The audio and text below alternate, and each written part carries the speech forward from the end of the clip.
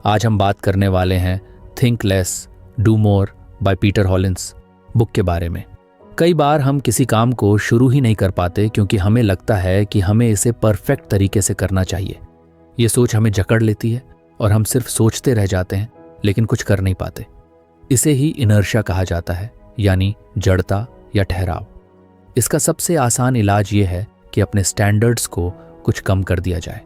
सोचिए, जब आप कोई नई स्किल सीखना चाहते हैं, जैसे कि पेंटिंग या गिटार बजाना, तो अगर आप ये सोचेंगे कि पहली बार में ही आपको किसी प्रोफेशनल आर्टिस्ट जैसा बनना है, तो आप शायद कभी शुरू ही ना कर पाएं। आपको लगेगा कि आप अच्छे नहीं हैं और आप ये सोचकर खुद को रोक लेंगे कि जब तक आप परफेक्ट ना हो जाएं, तब तक इसे करने का कोई फायदा नहीं। लेकिन अगर आप अपने स्टैंडर्ड्स कम कर दें और बस एक छोटा सा डूडल बना लें या एक सिंपल धुन बजाने की कोशिश करें, तो आप शुरुआत कर लेंगे। एक बार शुरुआत हो जाए तो आगे बढ़ना आसान हो जाता है। इसी तरह जब हम किसी बड़े टास्क के बारे में सोचते हैं तो वह इतना भारी लगने लगता है कि हम उस पर काम ही नहीं कर पाते। मान लीजिए आपको एक 10 पेज की रिपोर्ट लिखनी है और आप ये सोच रहे हैं कि इसे बहुत ही परफेक्ट होना चाहिए। ये सोचते ही आपको लगेगा कि यह बहुत मुश्किल है और आप टाल मटोल प्रोक्रेस्टिनेशन करने लगेंगे। लेकिन अगर आप यह सोचें कि बस पहला पैराग्राफ ही लिखना है, चाहे वह कैसा भी हो, तो आप काम शुरू कर पाएंगे। हमारा दिमाग फिनिश लाइन देखने में ज़्यादा दिलचस्पी लेता है, लेकिन जब वह यह देखता है कि वह बहुत दूर है तो वह डर जाता है। इसे दूर करने के लिए आपको बस इतना करना है कि अपने पहले कदम को आसान बना लें। अगर आपको एक्सरसाइज शुरू करनी है तो आप ये मत सोचिए कि आपको रोज़ 1 घंटे की वर्कआउट करनी होगी। बस ये सोचिए कि आपको सिर्फ 5 मिनट के लिए स्ट्रेचिंग करनी है। जब आप स्ट्रेचिंग कर लेंगे तो शायद आपको खुद ही लगे कि कुछ और कर लिया जाए। पूर्णतावाद कई बार प्रगति का सबसे बड़ा दुश्मन बन जाता है। हम ये मानकर चलते हैं कि हमें हर चीज़ में परफेक्ट होना चाहिए, लेकिन सच्चाई यह है कि परफेक्शन कभी भी एक झटके में नहीं आता। वह धीरे धीरे बार बार कोशिश करने से आता है। पहली ड्राफ्ट हमेशा खराब होती है, पहली कोशिश हमेशा औसत होती है और पहला कदम हमेशा अस्थिर होता है। लेकिन अगर आप इसे स्वीकार कर लें और खुद को यह अनुमति दें कि आप शुरुआत में औसत काम कर सकते हैं, तो आप इनर्शिया को हरा सकते हैं। सोचिए, जब कोई बच्चा चलना सीखता है तो क्या वह पहली बार में ही बिना गिरे दौड़ने लगता है? नहीं, वह गिरता है, फिर उठता है, फिर गिरता है और धीरे धीरे चलना सीखता है। अगर वह यह सोच ले कि जब तक वह बिना गिरे नहीं चल सकता तब तक वह कोशिश ही नहीं करेगा, तो वह कभी चल ही नहीं पाएगा। हमें भी यही माइंडसेट अपनाने की ज़रूरत है। कई बार हम सोचते हैं कि अगर हम कम स्टैंडर्ड्स रखेंगे तो हमारा काम बेकार होगा, लेकिन यह सही नहीं है। शुरुआत करना किसी भी टास्क का सबसे मुश्किल हिस्सा होता है और अगर आप उस हिस्से को आसान बना लें तो आगे का सफ़र खुद ही आसान हो जाता है। जब आप लिखना शुरू करते हैं तो आप धीरे धीरे एडिट कर सकते हैं।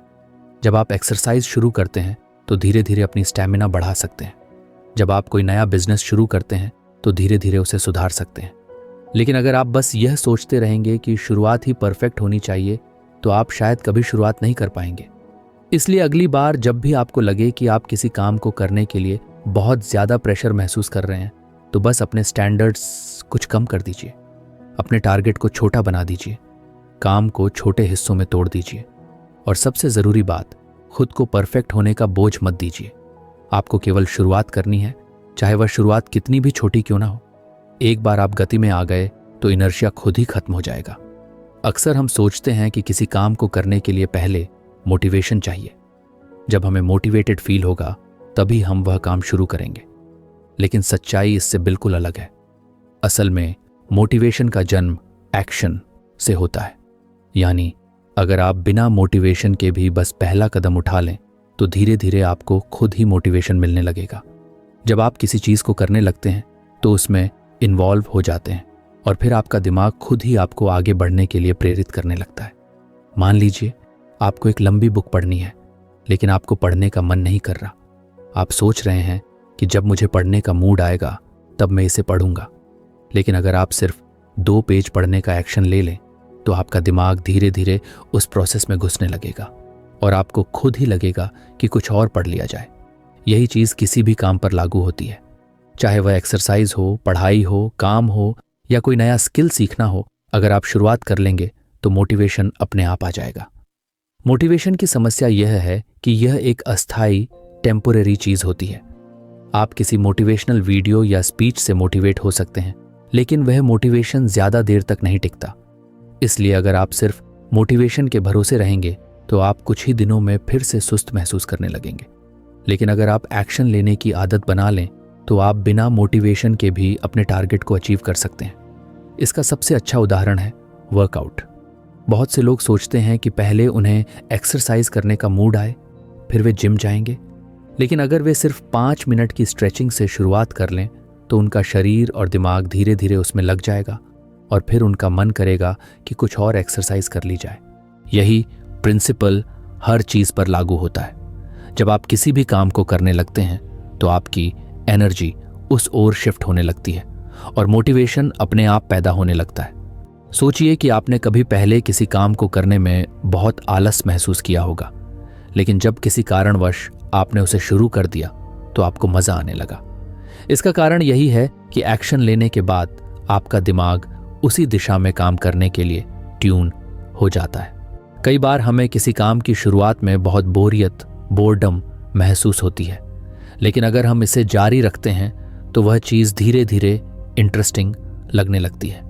यह साइकोलॉजिकल फैक्ट है कि जब हम किसी एक्टिविटी में इन्वॉल्व हो जाते हैं तो हमारा माइंड उसे कंप्लीट करने की दिशा में काम करने लगता है। इसका एक और बड़ा फायदा यह होता है कि जब आप एक्शन लेना शुरू कर देते हैं तो आपके अंदर की संदेह, सेल्फ डाउट और अनिश्चितता, अनसर्टेनिटी भी धीरे धीरे कम होने लगती है।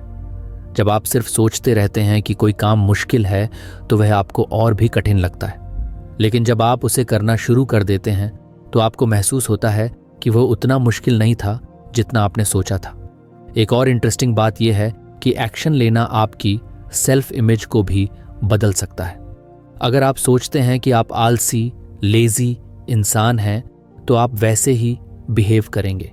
लेकिन अगर आप सिर्फ 5 मिनट का एक्शन ले लें तो आप अपने बारे में नई स्टोरी क्रिएट कर सकते हैं।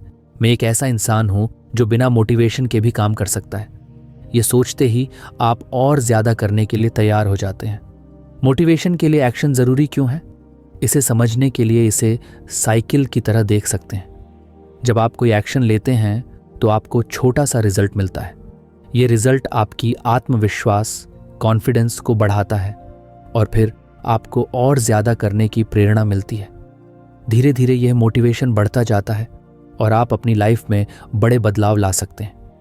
इसे और आसान भाषा में कहें तो अगर आप किसी काम को करने का मन नहीं होने के बावजूद उसे शुरू कर देंगे तो कुछ ही देर में आपको खुद ही उसमें इंटरेस्ट आने लगेगा। और जब आप बार बार ऐसा करने लगेंगे तो आपको मोटिवेशन का इंतजार करने की जरूरत ही नहीं पड़ेगी। आप एक्शन लेंगे और एक्शन से ही मोटिवेशन पैदा होगा। अक्सर हम जब भी रिस्क का नाम सुनते हैं तो हमारे दिमाग में डर पैदा होता है। हमें लगता है कि अगर हमने कोई बड़ा कदम उठाया और वह गलत साबित हुआ तो हम मुसीबत में पड़ सकते हैं। यही सोच हमें कई नए अवसरों से दूर रखती है।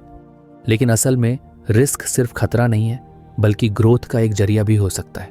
जब हम रिस्क को एक डराने वाली चीज की तरह देखने की बजाय उसे सीखने और आगे बढ़ने के मौके के रूप में देखते हैं तो हमारी जिंदगी पूरी तरह बदल सकती है।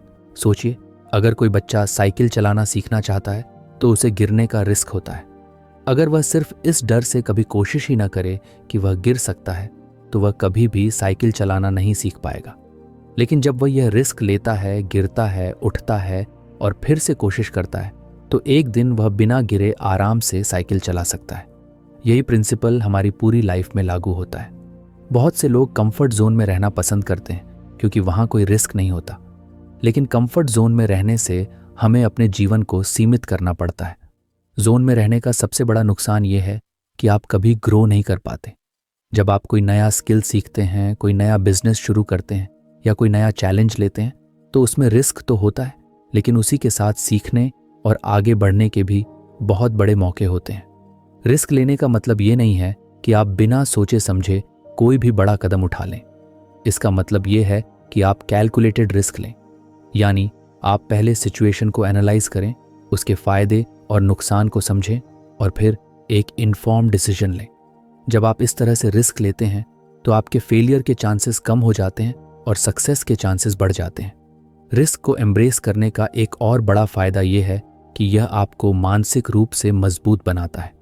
जब आप बार बार छोटे छोटे जोखिम लेते हैं और उनसे सीखते हैं तो आपके अंदर किसी भी चुनौती का सामना करने की क्षमता बढ़ जाती है, का सामना करने का कॉन्फिडेंस आ जाता है। धीरे धीरे आपका दिमाग फेलियर को एक सीखने का प्रोसेस मानने लगता है, न कि कोई ऐसी चीज जिससे डरना चाहिए। अगर आप अपनी प्रोफेशनल लाइफ में देखें तो जितने भी बड़े एंटरप्रेन्योर्स या लीडर्स हैं, उन्होंने कभी ना कभी कोई बड़ा रिस्क लिया है। अगर वे रिस्क लेने से डरते तो शायद वे आज उस मुकाम तक नहीं पहुंच पाते। स्टीव जॉब्स ने रिस्क लिया और एप्पल को बनाया। एलोन मस्क ने रिस्क लिया और टेस्ला और स्पेसएक्स जैसी कंपनीज खड़ी की। हर बड़ी सफलता के पीछे कुछ ना कुछ रिस्क जरूर होता है। इसी तरह हमारी पर्सनल लाइफ में भी अगर हम हमेशा सेफ खेलने की कोशिश करेंगे तो हम कभी अपनी फुल पोटेंशियल तक नहीं पहुंच पाएंगे। अगर कोई इंसान किसी से अपने दिल की बात कहने से डरता है क्योंकि उसे रिजेक्शन का रिस्क है, तो वह कभी भी अपने फीलिंग्स को एक्सप्रेस नहीं कर पाएगा।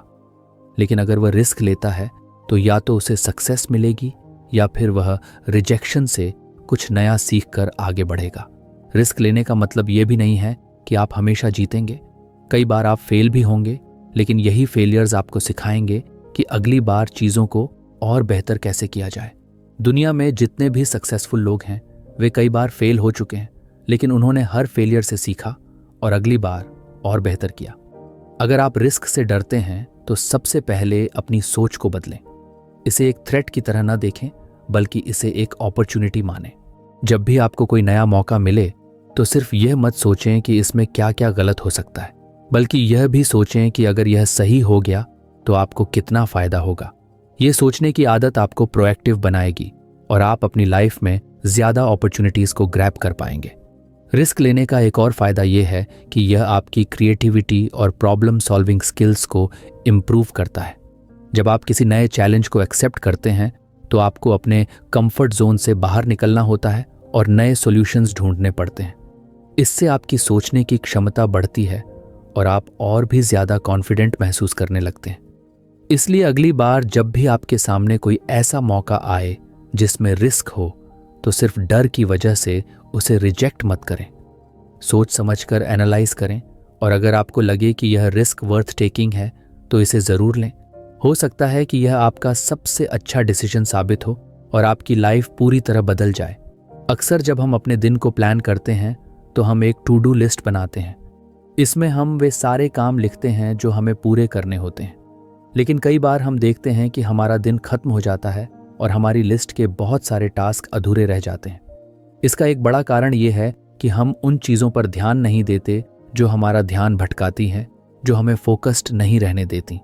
इसी वजह से हमें सिर्फ टू डू लिस्ट नहीं बल्कि एक डोंट डू लिस्ट भी बनानी चाहिए। ये एक ऐसी लिस्ट होती है जिसमें वे सारी चीज़ें होती हैं जो हमें अवॉइड करनी चाहिए ताकि हमारा ध्यान सही जगह पर रहे और हम प्रोडक्टिव रह सकें। सोचिए, अगर आप सुबह उठते ही फ़ोन पर सोशल मीडिया स्क्रॉल करने लगते हैं तो आपका बहुत सारा समय बेकार चला जाता है। आप सोचते हैं कि बस 5 मिनट देखेंगे, लेकिन जब दोबारा घड़ी देखते हैं तो 30 से 40 मिनट निकल चुके होते हैं।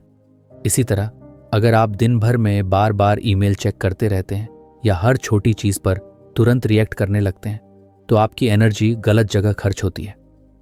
डोंट डू लिस्ट इसी तरह की चीज़ों को आइडेंटिफाई करने में मदद करती है ताकि आप उन आदतों से बच सकें जो आपके समय और प्रोडक्टिविटी को बर्बाद करती हैं।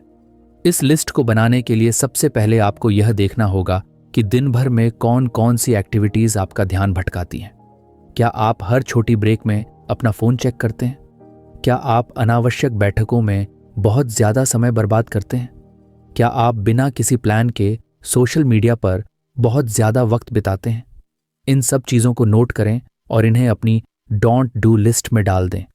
इससे आपको यह साफ साफ समझ में आ जाएगा कि आपको किन चीज़ों से बचना है। डोंट डू लिस्ट का सबसे बड़ा फायदा यह है कि यह आपको डिसिप्लिन सिखाती है। जब आपके पास यह स्पष्ट होता है कि आपको क्या नहीं करना है तो आप अपने इंपॉर्टेंट कामों पर ज़्यादा ध्यान दे सकते हैं।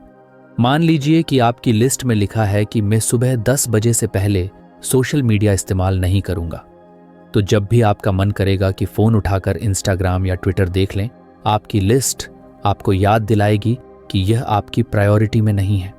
धीरे धीरे ये एक हैबिट बन जाएगी और आपकी प्रोडक्टिविटी बढ़ने लगेगी। बहुत से लोग सोचते हैं कि बस ज़्यादा मेहनत करने से सफलता मिलती है, लेकिन असल में स्मार्ट तरीके से काम करना ज़्यादा ज़रूरी है। अगर आप सिर्फ व्यस्त बिजी रहने की बजाय अपने समय का सही इस्तेमाल करें तो आप कम समय में ज़्यादा कर सकते हैं।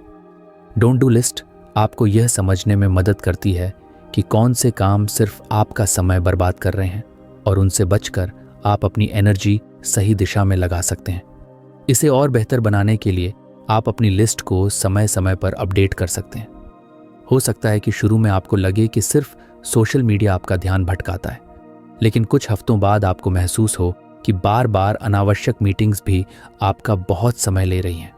ऐसे में आपको अपनी डोंट डू लिस्ट में यह भी जोड़ना होगा कि मैं बेकार की मीटिंग्स में शामिल नहीं होऊंगा। इसी तरह आप अपने अनुभव के आधार पर अपनी लिस्ट को रिफाइन करते रहें। एक और महत्वपूर्ण चीज़ यह है कि डोंट डू लिस्ट केवल डिस्ट्रैक्शन से बचने के लिए नहीं होती, बल्कि यह आपको इमोशनल और मेंटल क्लैरिटी भी देती है। कई बार हम ऐसे डिसीजंस लेते हैं जो हमारे लिए सही नहीं होते, सिर्फ इसलिए क्योंकि हमें आदत होती है कि हम ना नहीं कह पाते। अगर आपकी लिस्ट में यह लिखा हो कि मैं ऐसे कामों के लिए हाँ नहीं कहूँगा जो मेरे गोल्स से मेल नहीं खाते, तो ये आपको अननेसेसरी कमिटमेंट्स से बचाने में मदद कर सकता है। अगर आप किसी एंटरप्रेन्योर, राइटर या किसी भी क्रिएटिव फील्ड में हैं, तो यह लिस्ट और भी ज़्यादा महत्वपूर्ण हो जाती है, क्योंकि आपके लिए सबसे ज़रूरी चीज़ है डीप वर्क, यानी वह समय जब आप पूरी तरह से फोकस होकर अपना सबसे अच्छा काम कर सकें। लेकिन अगर आपका ध्यान बार बार छोटे छोटे डिस्ट्रैक्शन से भटकता रहेगा, तो आप कभी भी अपनी फुल पोटेंशियल तक नहीं पहुंच पाएंगे। डोंट डू लिस्ट आपको यह क्लैरिटी देती है कि कौन से काम आपको अवॉइड करने हैं, ताकि आप अपने सबसे ज़रूरी टास्क पर पूरा ध्यान लगा सकें। ये लिस्ट केवल प्रोफेशनल लाइफ के लिए नहीं, बल्कि पर्सनल लाइफ में भी बहुत काम आ सकती है। मान लीजिए कि आप अपनी हेल्थ को सुधारना चाहते हैं। अगर आपकी डोंट डू लिस्ट में यह लिखा हो कि मैं रात 11 बजे के बाद जंक फूड नहीं खाऊंगा, तो ये आपको सही चॉइसेस बनाने में मदद करेगा। अगर आप अपनी मेंटल हेल्थ पर ध्यान देना चाहते हैं, तो आप लिस्ट में यह जोड़ सकते हैं कि मैं ऐसे लोगों के साथ समय नहीं बिताऊंगा जो मेरी एनर्जी ड्रेन करते हैं। अंत में यह समझना ज़रूरी है कि जितना ज़रूरी क्या करना है यह तय करना है, उतना ही ज़रूरी यह तय करना भी है कि क्या नहीं करना है। हम सभी के पास 24 घंटे ही होते हैं, और अगर हम सही जगह अपनी एनर्जी लगाना सीख लें, तो हम अपनी लाइफ में बड़ा बदलाव ला सकते हैं। एक छोटी सी डोंट डू लिस्ट बनाना एक आसान लेकिन पावरफुल तरीका है अपने दिन को बेहतर और ज़्यादा प्रोडक्टिव बनाने का। अगर आप इसे ईमानदारी से फॉलो करते हैं, तो आप देखेंगे कि कैसे आपकी एफिशिएंसी, फोकस और ओवरऑल हैप्पीनेस बढ़ने लगती है। हमारी ज़िंदगी में हर दिन कई सारे काम होते हैं, कुछ ज़रूरी होते हैं तो कुछ कम ज़रूरी, लेकिन अक्सर ऐसा होता है कि हम उन कामों में उलझे रहते हैं जो उतने महत्वपूर्ण नहीं होते, और जो असल में हमारे लिए सबसे ज़्यादा मायने रखते हैं वे काम पीछे छूट जाते हैं। इसका कारण ये है कि हम अपनी प्राथमिकताओं, प्रायोरिटीज़ को सही तरीके से सेट नहीं कर पाते। यहीं पर बर्नर लिस्ट की ज़रूरत पड़ती है। ये एक ऐसा तरीका है जिससे आप अपने सबसे महत्वपूर्ण और कम महत्वपूर्ण कामों को अलग अलग रख सकते हैं, ताकि आपकी एनर्जी और अटेंशन सही दिशा में लगे। बर्नर लिस्ट का आइडिया यह है कि आप अपने टास्क को 2 हिस्सों में बांटें, फ्रंट बर्नर और बैक बर्नर। फ्रंट बर्नर में वे चीज़ें आती हैं जो आपकी सबसे बड़ी प्राथमिकता हैं, जिन पर आपको सबसे ज़्यादा ध्यान देना चाहिए। ये वे टास्क होते हैं जो आपके बड़े गोल्स को हासिल करने में मदद करते हैं। दूसरी तरफ बैक बर्नर में वे चीज़ें आती हैं जो ज़रूरी तो हैं, लेकिन फ़िलहाल उन पर ज़्यादा ध्यान देने की ज़रूरत नहीं है। ये वो काम हो सकते हैं जो आप बाद में कर सकते हैं या जो उतने क्रिटिकल नहीं हैं। सोचिए कि आप एक शेफ़ हैं और किचन में कई चीज़ें एक साथ बना रहे हैं। एक स्टोव पर कुछ पक रहा है जिसे लगातार चलाते रहना है ताकि वह ठीक से बने, यही आपका फ्रंट बर्नर है। वहीं कुछ चीज़ें धीमी आंच पर रखी हुई हैं जिन्हें समय आने पर देखा जा सकता है, यही आपका बैक बर्नर है। ठीक इसी तरह जब हम अपनी लाइफ को इस तरीके से ऑर्गेनाइज करते हैं, तो हम अपनी एनर्जी को सही जगह फोकस कर सकते हैं। अगर आप किसी बड़े प्रोजेक्ट पर काम कर रहे हैं तो वह आपका फ्रंट बर्नर टास्क होगा। लेकिन अगर आप साथ ही साथ कोई नई स्किल सीखना चाहते हैं या किसी नए आइडिया पर काम करना चाहते हैं तो वह बैक बर्नर पर जा सकता है। इसका मतलब ये नहीं है कि बैक बर्नर के टास्क बेकार हैं, बल्कि इसका मतलब सिर्फ इतना है कि उन्हें अभी उतनी प्रायोरिटी नहीं मिलनी चाहिए। इससे आपका ध्यान भटकता नहीं है और आप सबसे ज़रूरी चीज़ों पर फोकस कर पाते हैं। बर्नर लिस्ट को अपनाने का सबसे बड़ा फायदा यह है कि यह डिसीजन मेकिंग को आसान बना देती है। जब भी कोई नया टास्क सामने आता है तो आप तुरंत तय कर सकते हैं कि वह किस बर्नर पर जाना चाहिए। इससे आपका दिमाग क्लटर फ्री रहता है और आप ज़रूरी चीज़ों को मिस नहीं करते। इसका दूसरा फायदा यह है कि यह आपको मल्टीटास्किंग से बचाता है। अक्सर लोग एक साथ कई काम करने की कोशिश करते हैं और नतीजा ये होता है कि वे किसी भी काम को अच्छे से पूरा नहीं कर पाते। लेकिन जब आप जानते हैं कि कौन सा काम फ्रंट बर्नर पर है तो आप पूरी तरह उसी पर ध्यान लगा सकते हैं और बाकी चीज़ों को बाद में संभाल सकते हैं। बर्नर लिस्ट को और ज़्यादा इफेक्टिव बनाने के लिए आप इसे हर हफ्ते या महीने में रिव्यू कर सकते हैं, क्योंकि प्रायोरिटीज़ समय के साथ बदलती हैं। जो काम आज बैक बर्नर पर है हो सकता है कि कुछ हफ्तों बाद उसे फ्रंट बर्नर पर लाने की ज़रूरत पड़े। इसलिए इसे समय समय पर अपडेट करना ज़रूरी है। यह सिस्टम न केवल आपकी प्रोडक्टिविटी बढ़ाता है बल्कि आपको मेंटल क्लैरिटी भी देता है। जब आपका दिमाग बार बार यह सोचने में उलझा नहीं रहता कि अभी क्या करना चाहिए, असिस्टेंट चाहते हैं तो आप इसे अपनी डेली लाइफ में छोटे छोटे डिसीजंस के लिए भी यूज़ कर सकते हैं। जैसे कि अगर आप फिटनेस पर ध्यान देना चाहते हैं तो उसे फ्रंट बर्नर पर रखें। वहीं अगर आप किसी नई किताब को पढ़ना चाहते हैं लेकिन अभी वक्त नहीं मिल रहा तो उसे बैक बर्नर पर रख सकते हैं। प्रोफेशनल लाइफ में भी यह तरीका बहुत काम आता है। मान लीजिए आप एक एंटरप्रेन्योर हैं और आपके पास कई आइडियाज़ हैं, लेकिन सब पर एक साथ काम करना संभव नहीं है। तब आप बर्नर लिस्ट बनाकर यह तय कर सकते हैं कि कौन सा आइडिया सबसे ज़रूरी है और किसे बाद में एक्सप्लोर किया जा सकता है। बर्नर लिस्ट का असली जादू इस बात में है कि यह आपको डिसिप्लिन सिखाती है। यह आपको यह समझने में मदद करती है कि हर टास्क एक जैसा ज़रूरी नहीं होता और अगर आप हर चीज़ पर एक साथ ध्यान देंगे तो कुछ भी अच्छे से पूरा नहीं हो पाएगा। जब आप यह समझ जाते हैं कि किन चीज़ों को प्राथमिकता देनी है और किन्हें फ़िलहाल साइड में रखना है तो आपकी प्रोडक्टिविटी और सक्सेस दोनों बढ़ने लगती हैं। इसलिए अगर आप अपने दिन को बेहतर तरीके से मैनेज करना चाहते हैं और सही चीज़ों पर अपनी एनर्जी लगाना चाहते हैं तो बर्नर लिस्ट को अपनी लाइफ में शामिल करें। ये एक आसान लेकिन पावरफुल तरीका है जो आपको क्लैरिटी देगा और आपके सबसे ज़रूरी गोल्स को पूरा करने में मदद करेगा।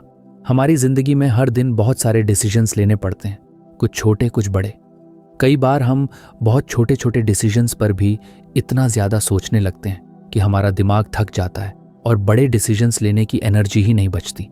इसे ओवर एनालिसिस कहा जाता है और ये हमारी प्रोडक्टिविटी और कॉन्फिडेंस दोनों को कम कर देता है। इसका सबसे अच्छा समाधान है सुपर स्ट्रक्चर डिसीजन मॉडल अपनाना।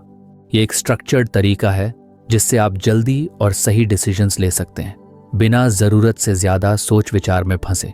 सोचिए कि अगर हर बार आपको यह सोचना पड़े कि आपको सुबह क्या पहनना है, क्या नाश्ता करना है या किस ईमेल का जवाब पहले देना है, तो आपका दिमाग इन छोटे छोटे डिसीजंस में ही उलझ जाएगा। यही कारण है कि कई सक्सेसफुल लोग अपने रोज़मर्रा के डिसीजंस को सिंप्लीफाई कर देते हैं। उदाहरण के लिए स्टीव जॉब्स और मार्क जुकरबर्ग हमेशा एक जैसा कपड़ा पहनते थे ताकि उन्हें हर दिन इस बारे में डिसीजन न लेना पड़े। इसी तरह अगर आप एक स्ट्रक्चर्ड डिसीजन मेकिंग फ्रेमवर्क अपना लें तो आपका दिमाग ज़्यादा ज़रूरी चीज़ों पर फोकस कर पाएगा। सुपर स्ट्रक्चर डिसीजन मॉडल का मतलब है कि आपके पास एक प्री डिफाइंड सिस्टम हो जो आपको यह तय करने में मदद करे कि कौन सा डिसीजन कैसे लेना है। इससे आप सोचने में कम समय लगाएंगे और आपकी चॉइसेस आपके गोल्स के साथ अलाइंड रहेंगी। ये मॉडल खास तौर पर उन लोगों के लिए बहुत फ़ायदेमंद है जो अक्सर डिसीजन पैरालिसिस का शिकार हो जाते हैं, यानी जब बहुत सारे ऑप्शंस होते हैं और हम ये तय ही नहीं कर पाते कि कौन सा सही है। इस मॉडल को अपनाने का पहला स्टेप ये है कि आपको यह तय करना होगा कि आप किन तरह के डिसीजंस को ऑटोमेट कर सकते हैं। उदाहरण के लिए अगर आप रोज़ यह सोचने में समय लगाते हैं कि आपको जिम जाना चाहिए या नहीं, तो इसे ऑटोमेट कर लें, यानी हफ्ते के कुछ दिन फिक्स कर लें कि उन्हीं दिनों जाना है, चाहे कुछ भी हो। इससे हर दिन इस डिसीजन को लेने की ज़रूरत ही नहीं पड़ेगी। दूसरा स्टेप है डिसीजन मेकिंग क्राइटेरिया सेट करना, यानी जब भी आपको कोई बड़ा डिसीजन लेना हो तो आपके पास कुछ प्री डिफाइंड क्वेश्चंस होने चाहिए जो आपको सही चॉइस चुनने में मदद करें।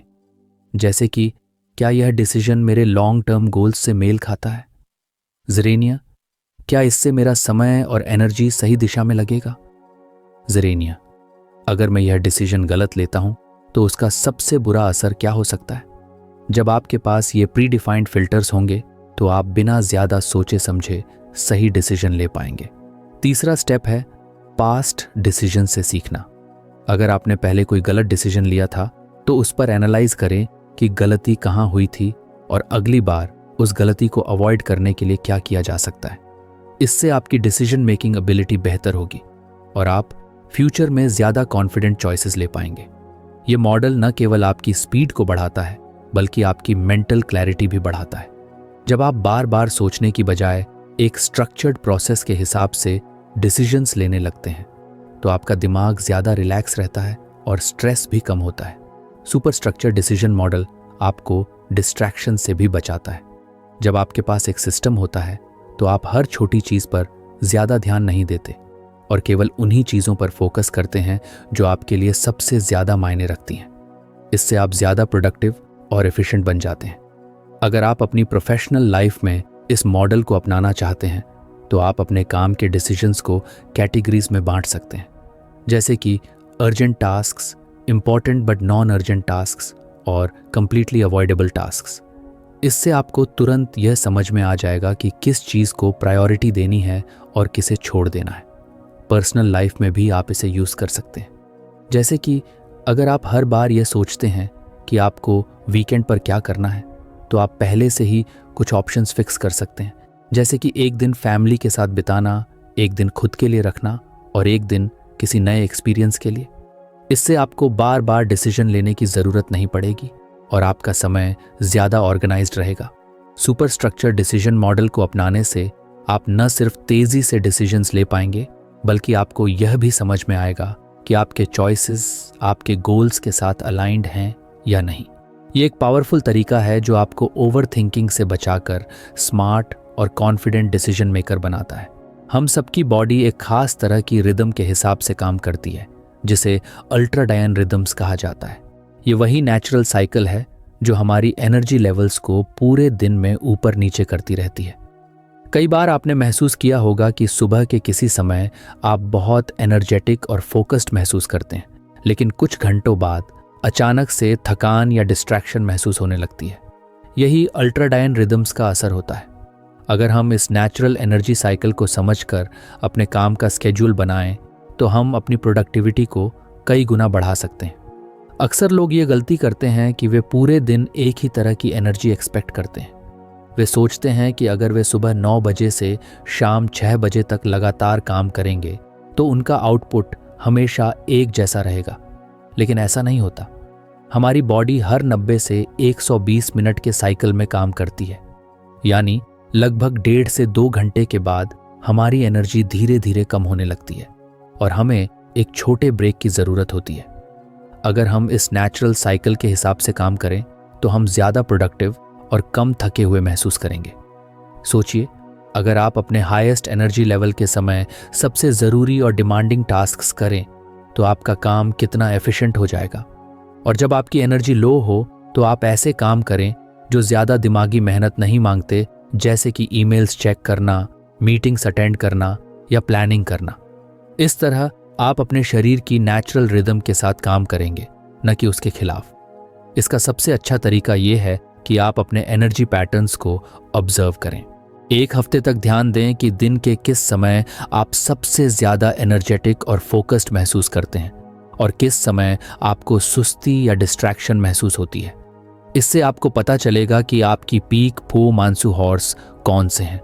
जब आपको अपने पीक हॉर्स का पता चल जाए तो उन घंटों में सबसे क्रिटिकल काम करें, वह काम जो सबसे ज़्यादा कंसंट्रेशन और क्रिएटिविटी मांगता है। जैसे कि अगर आप राइटर हैं तो अपनी राइटिंग सुबह के हाई एनर्जी आवर्स में करें।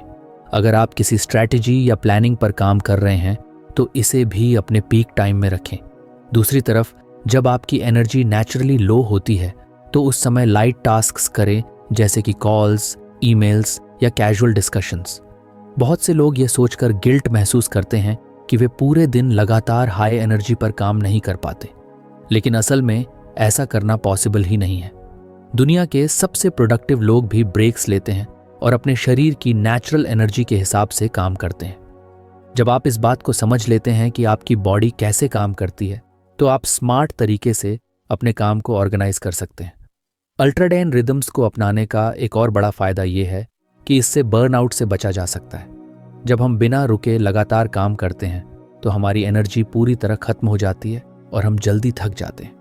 लेकिन अगर हम अपने एनर्जी साइकिल्स को ध्यान में रखकर सही समय पर ब्रेक लेते हैं तो हमारी एफिशिएंसी बनी रहती है और हम लंबे समय तक हाई परफॉर्मेंस पर काम कर सकते हैं।